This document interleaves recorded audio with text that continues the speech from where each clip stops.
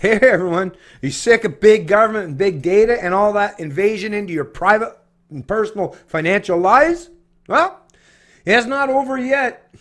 Headline, National Post. Yeah, you should have never ever voted in the Trudeau Liberals, but once again, Canada, I kind of understood you wanted to get rid of Harper's Conservatives. I was totally on board with you there, even though I didn't play those political games at that point because I don't believe in picking lessers of evils, and I never will.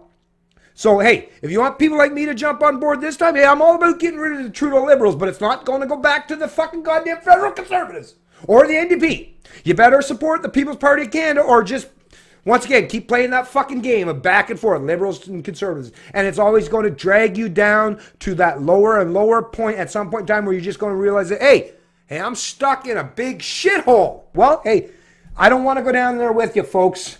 I'm tired. Like I say, I'm sticking my fingers and my fingernails in and I'm digging and I'm trying to climb back out. And if you try to pull me down with you, well, I'll just shake my feet and I'll knock you the hell off out from under me and you can go down there with yourself. I'll just go elsewhere and I'll find somewhere else to reside. Anyways, yeah, I'm a little hot and frustrated today because way too much craziness going on under the federal Trudeau Liberals. Headline of the National Post.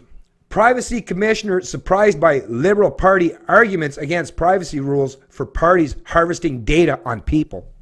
So you know how, they act all, it's terrible that Facebook, Russian trolls can what? Put some fucking advertising or what? Create some narrative or posts or memes on the internet. Oh, that's bad. But hey, we should be able to invade your privacy constantly.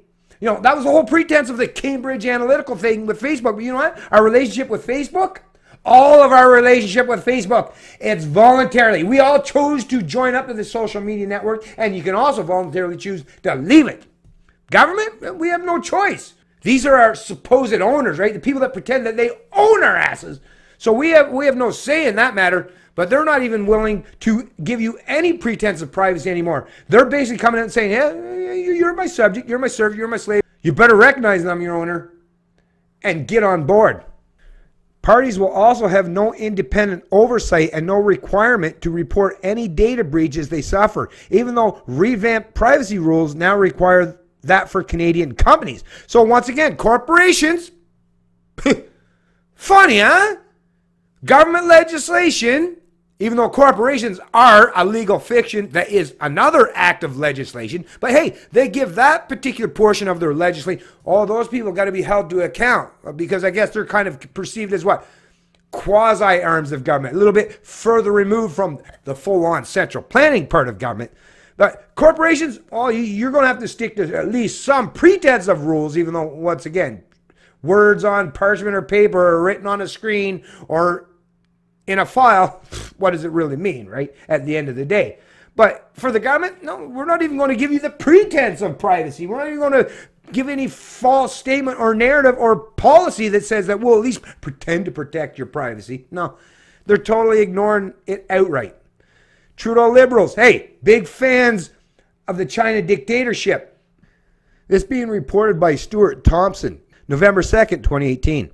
Privacy Commissioner Daniel Theron said he was surprised and unpersuaded by the Liberal Party's arguments against making political parties abide by Canada's existing privacy rules. Although the government currently has an election bill making its way through Parliament, the Commissioner has said it adds nothing of substance to privacy protection, even though parties are harvesting data on people. At a committee hearing Tuesday, Liberal Party legal advisor Michael Fenwick argued that bringing political parties under the jurisdiction of Canada's privacy laws would create a chilling effect on political involvement, with prospective volunteers fearing harsh punishment in the event of privacy breaches. That argument didn't hold water for Canada's privacy commissioner. So, like I said, once again, privacy has to be of paramount importance and supreme in relation to central planning or any pretense that they need your data or your personal or private information. Nothing should be, no political rhetoric should be used to try to override or overwrite that fundamental principle. Therian said there are a number of jurisdictions, including British Columbia, where parties are regulated on their privacy practices, and he sees no chilling effect. In Europe, political parties must abide by the onerous new rules created by the new General Data Protection Regulation that enforces hefty penalties for malfeasance. So far as we see, I think democracy continues to thrive in these jurisdictions, said Theron. Why I don't care where you reside, whether you're a company or a politician or a media pundit or a so-called expert. None of you have any pretense of authority to suggest that your opinion should matter anything. My privacy is supreme and overrides and overrules all your fucking opinions or your political edicts or legislative acts. That's a reality. Well, it is for me. If the rest of my Canadian peoples and my counterparts aren't willing to stand up and tell the government of Canada or the provincial governments or the local governments that you're on board with people like me and have the willingness and the courage and conviction to stand up and defend your rights and freedoms, well, they'll do whatever they want. And why wouldn't they? If you're unwilling to say that, hey, I stand in firm opposition to it and will defend it, well, like I said, what good would it be? Think about any criminal or anyone that's corrupt. If no one opposes them or is willing to stand up in defense of themselves, well, what does it matter what they say, right? Oh, don't rob my store. But I can't do nothing to stop you. Well, then chances are the perpetrator is going to rob the store regardless.